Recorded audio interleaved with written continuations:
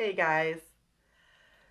So I hate doing this, but I'm going to simcom this so that m- more people can understand better. I will come back and try to caption it when I'm done. Um, but I wanted to share a story that I had just heard with Team World Vision. We had a meeting tonight, a Zoom meeting, because the race, our half marathon or our full marathon, is happening in like 2 days. So not even. It's Saturday. It's like a day and a half. Um, yeah. So anyway, so I wanted to share a little bit. So as you guys probably know, I'm running a half marathon. Some people are running a full marathon, but I'm not. I'm doing a half marathon, and I'm doing it primarily to help share information about clean water. It really started as a conviction from God a year and a half ago. Now with this race last year about my own health. Hey Renetta, hey Liz. Um, and I just saw. I'm really just trying to process what I just heard because that story really hit me. Anyways, so back to I started running because I felt really convicted about my own health, that I'm not taking care of my body, which is the temple of the Holy Spirit. And I know that relates back to my beliefs as a Christian. Um, but I was really, really convicted. And so I started working out and running and run, walk, and all these things. And over the past year, I've really improved. I've gotten a lot stronger and all these things. And this year, I really started focusing on the why. And I started running for this race with um, Team World Vision and everything that's happening. But it's really important for you guys to understand what it means not to have clean water. The statistics, they say 1,000 kids under the age of 5 die every day because they don't have clean water. And it's really bodily issues that come up because they're drinking dirty water. Um, and on average, kids are walking 2 to 3 miles each way for water. This doesn't provide time for going to school often. Sometimes they do, sometimes they don't, but they often can't go to school. They often can't play and just have fun and be kids because they're working to help mom and dad and help their families just survive. Um, Anyways, so my point is really there was this man. His name is Peter. I'm gonna butcher how I'm gonna. Oh, and I just lost the name. Okay, Peter Matsabazi. I don't know how to say that, but anyway, so Peter grew up in another country. It was one of the countries in Africa. I want to say he said Mozambique, but I think I'm wrong. I'm not sure 100%. He's from another country, not the United States. He now lives in the United States, where I am blessed right now to have clean water in one, two, three sinks, four sinks, four sinks, my fridge water, all these different places we have clean water everywhere. Really, I could probably drink the water from my toilet tank and it'd be cleaner than some of these lakes. Let's be real. And so this gentleman was talking about his growing up. And so he grew up walking 2 to 3 miles every day each way. He would go to, from, and he had this strap with a big water tank that he would strap on his back, and he would, carry it every day to get water for his family. He'd have to do it a few times every day because, he just couldn't carry enough. And he was saying he really never was able to play. He was never able to do anything else because he always had to get water.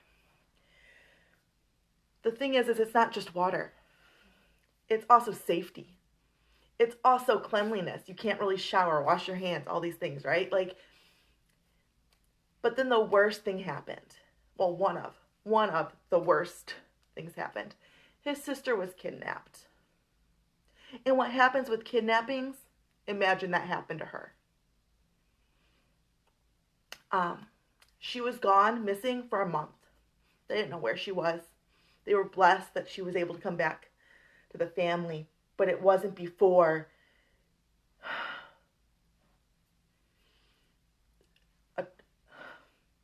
atrocities occurred. This really hit me tonight. I didn't think, I thought about the dirty water. I thought about the not clean situation, the not able to go to school, the not able, having like constant dysentery and other issues. And I thought about all that, but I didn't think about a child getting kidnapped and her mother and father have no idea what happened to her for a month. And it could have been longer. They were blessed that she came back.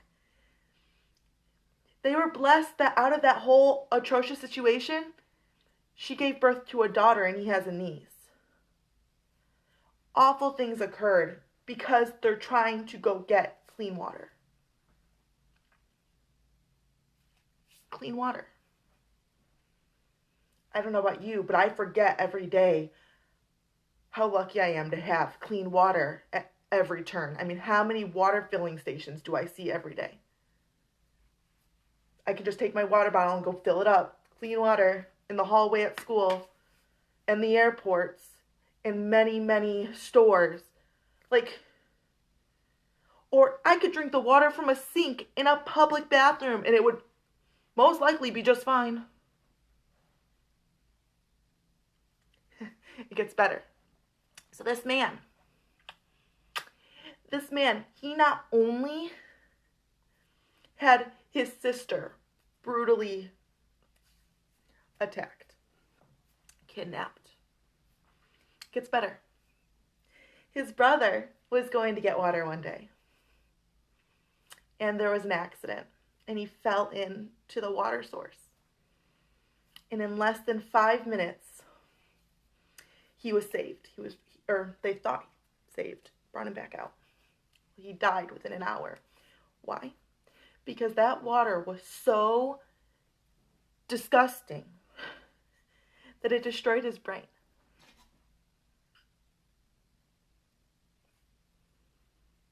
I have clean water everywhere. I do not have to walk 3 miles.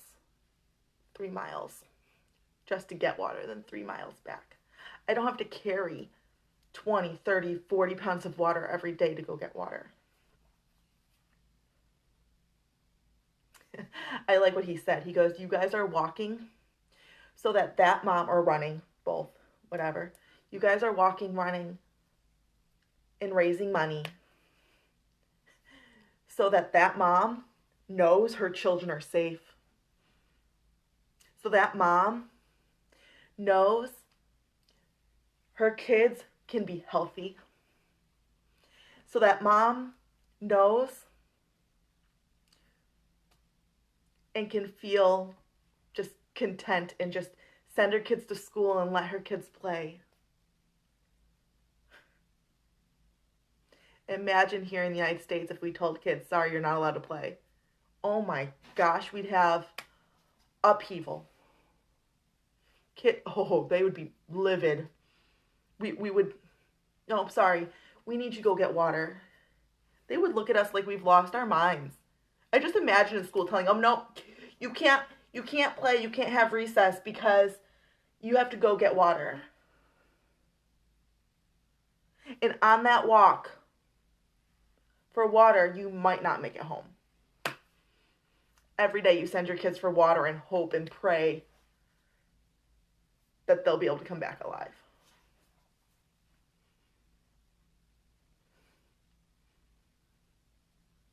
Anyways, that story really hurt. Like, oh my gosh. I can't even fathom. I can't.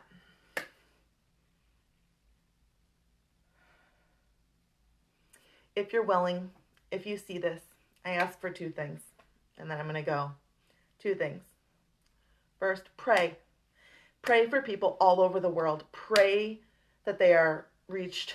Pray that God works in their lives. Pray that God provides people who are willing to help financially, physically, whatever it is, to provide for these people.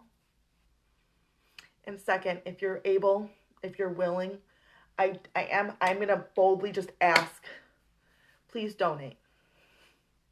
Donate $1. Donate 50 cents. Donate $100. $50 equals clean water for life for one person.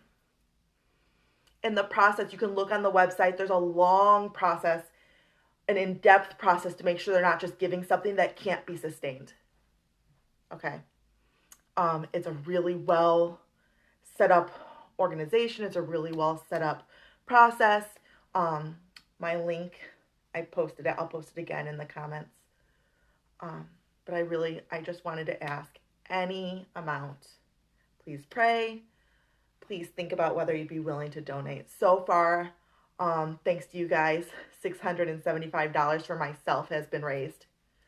I'd really love it if I could reach that $1,000 goal, maybe above. But really the goal is providing clean water and making sure parents can know that their children are safe, that those children won't die under the age of 5, because that's a ridiculous statistic. 50% of kids under the age of 5 die. What? No, that is not okay. Anyways, thank you for listening. Thank you for being here with me. Hi, everyone. I see all these people on here. I don't think I've ever seen this many people on a live with me before. So thank you for listening. And hi, and love you guys. Bye.